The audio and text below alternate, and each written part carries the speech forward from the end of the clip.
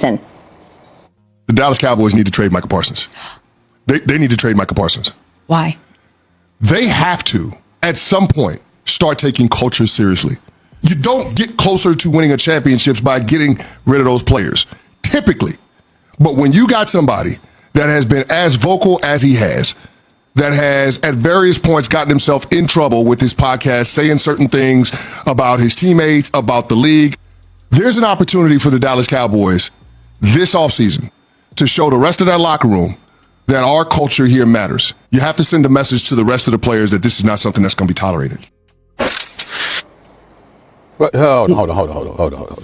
Don't even bother asking the question now. I'm not. I just looked at you. Chris Canty, that's the most asinine thing I've ever heard come out of his mouth. I'm not talking about trading Micah Parsons. I'm talking about the reasons he threw out.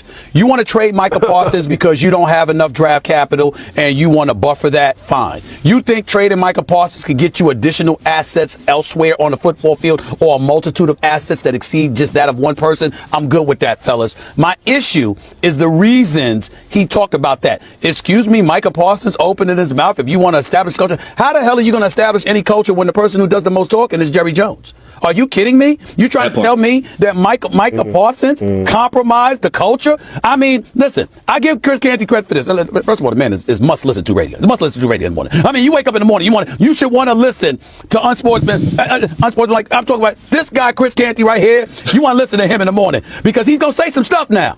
It's just that some of the times it's gonna be as asinine as it can be, and this is one of those moments. It makes no sense what he's saying. You're gonna talk about Micah Parsons compromising the culture of the Dallas Cowboys.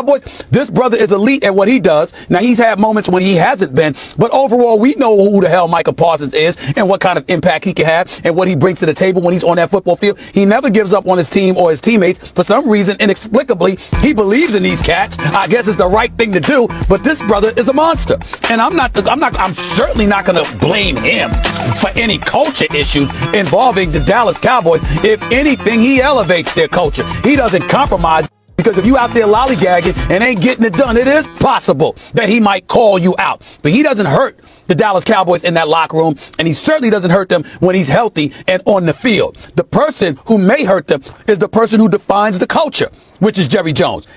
Chris Canty needs to stop that nonsense. He needs to stop that nonsense. HD? So Stephen A., that's what we know about all these other great organizations that we have across sports, period, right? It starts at the top. And for the Dallas Cowboys, the owner happens to be the GM. The GM talks more than anybody / the owner. So he creates the culture. So Michael Parsons is only doing what Jerry Jones does. Michael Parsons is only going to do what he's allowed to do. And I don't think he's going to disrupt your culture. Now, there are times where I feel like when it comes to Michael Parsons, hey, the main thing has to be the main thing. But Jerry Jones sets the precedents when it comes to the Dallas Cowboys and what they're all about. I would also look at this football team and say to myself, man, they also don't have an identity. They don't have an identity on offense. They don't have an identity on defense. And they definitely don't have an identity when it comes to free agency and bringing around talent to plug the holes and deficiencies of their football team. Now, when it comes to trading Michael Parsons, number one, I am not trading away a generational talent. I'm not trading away a guy who has 52 and a half sacks in 4 seasons, in 63 games and 9 forced fumbles. I'm not taking away or trading a guy that whenever the opposing team are looking at the Dallas Cowboys, Michael Parsons is the person that's on that screen as a game wrecker. I'm not doing that. And I think the situation is different when you also look at the Cleveland Browns and Myles Garrett asking for a trade because the Dallas Cowboys have a quarterback. The Cleveland Browns don't have a quarterback. Dallas Cowboys have a star wide receiver. The Cleveland Browns are still trying to find that true number one guy. I understand they've made some trades for a guy from the Denver Broncos and whatnot, but I'm not trading away a generational talent for draft capital when I know this young man is relentless in sacking the quarterback and getting to the quarterback. Man, by the way, real quick, y'all. Yeah. By the way, real quick. As much as I love to troll Dallas Cowboy fans, I actually love the city of Dallas. And they don't deserve to have Luka gone and then Micah going. I mean, damn, that's a lot to put on a city. Yeah. That's a lot to put on a city. That's they all will combust. Here's the thing, and why I'm disappointed in Canty is because he was a Cowboy. I hate for the Hall of Famer to take a stray here. I know he's a friend of the program. But didn't Michael Irvin reportedly stab a teammate and they still went to the playoffs and he wasn't suspended? You think Jerry Jones is gonna trade away Michael Parsons for a podcast? Like, that is completely asinine. And also, Louis Ridge, I'm just saying, like, Jerry, listen, we give Jerry a lot of crap, and like, he says he wants to win. I think all of us believe that he wants to win. Sometimes the moves, how much money they're spending, doesn't necessarily show that, right? But I know that he wants to win. I know Jerry Jones wants to win. And that to me was the biggest example. He wanted to win so bad and return back to the Super Bowl that he let a teammate stab another one and didn't suspend him, but they went to the playoffs ultimately, even though they lost in the wild card round. But on top of that, Louis, the culture, like, that's what we think is the biggest issue for Dallas, because if you get rid of Micah Parsons, it's because you can't afford him. But the culture, that's their problem? Yeah, when I read that that's what Candy had said, I was like, hold on. I know that's not what I think it is. Like, I know he didn't say that they should trade him away if they want to get serious about the culture. Like, if Jerry Jones actually traded Micah Parsons and said, hey, you know what, I'm trying to send a message to this locker room that we need to be serious about winning, and you know what, Micah was like kind of detracting from what I'm trying to build around here. You know, you think we troll him now. You think Dallas Cowboys fans laugh at him now. You think Dallas Cowboys haters like get on him now. I mean, you're right. It didn't make any sense. That's why I was like, I don't really know where that came from. I don't even really know what the rationale is for bringing up that you should trade him for culture. Now, if anything, if you really want to make a big statement about Micah Parsons and him not being on the Dallas Cowboys, it should be more along the lines of Micah Parsons. If it wasn't for the fact that he was playing for the Dallas Cowboys, maybe he should be considering going somewhere else because the culture isn't really conducive and the situation isn't set up for him to win at the level that he wants to win at. So maybe he should be going, hey, you know what? Get me out of here. Send me to Kansas City. Send me to Green Bay. Hell, send me to Philly. Send me somewhere. Send me somewhere where the culture is set up to where, hey, you know what I mean? Like, where it's set up to where, look, number one, the owner kind of like understands what his role is. Number two, everyone understands that the head coach is the CEO and we can't circumvent him and go to the owner. Number three, the culture is set up such that, you know what, the main thing is the main thing, which is winning football games, not trying to like really, you know, accentuate everything else that we do off the field with podcasts and endorsement deals and everything else like it seems to be the culture down there in Dallas. If I were him, that's what I would be looking for, but it is the Dallas Cowboys, so he's probably not going to ever ask for that, and he knows he's going to get paid down there. So, yeah, this made no sense to me at all. It really did. I didn't even really know where to go with this. It made no sense. Well, we know where to go with it.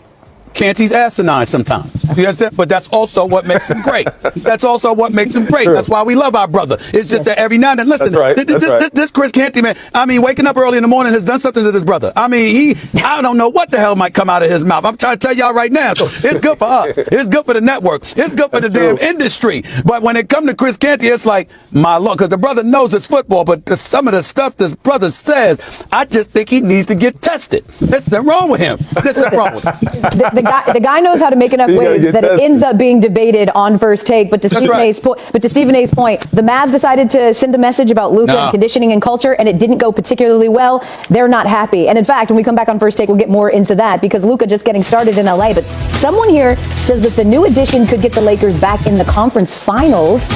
Is that someone, me? I think it's me. And I will explain coming.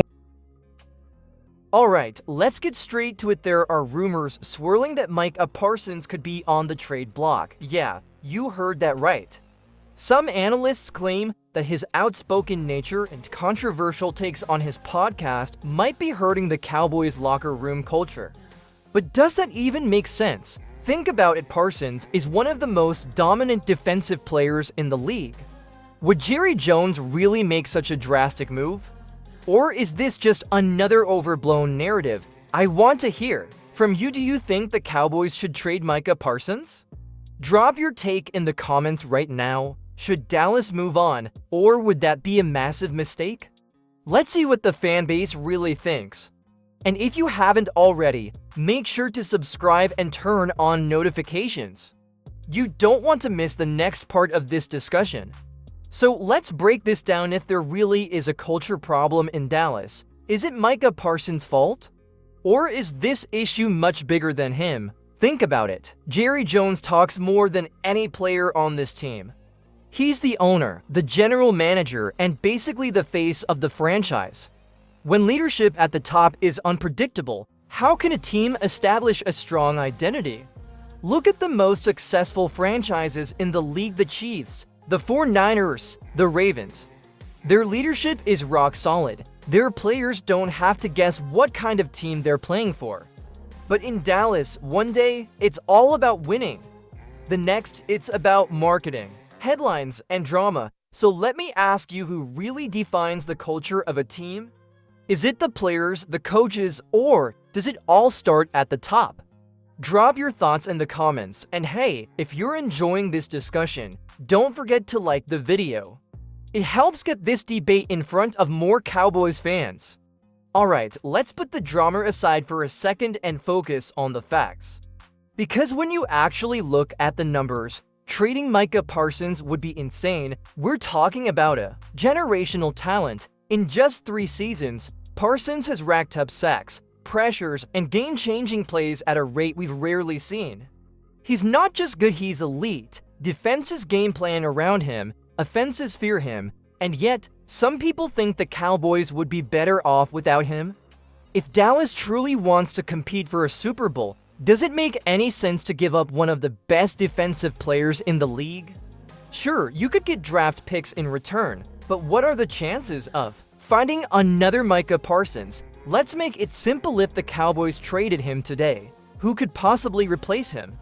Is there anyone out there that could bring the same impact? Vote in the comments and tell me who you'd want as a replacement. And hey, if you haven't already, subscribe to the channel so you don't miss the next updates on this situation. Let's flip the script for a second. What if the issue isn't Micah Parsons? What if the real problem is the Cowboys? Think about it, Parsons is a once-in-a-generation player, but Dallas hasn't built a championship-caliber team around him. The defense relies on him to be the difference maker every week, and the offense hasn't been good enough to take the pressure off. How long can a player like him put up with that? Now, imagine Parsons on a team like the Chiefs or the 49ers.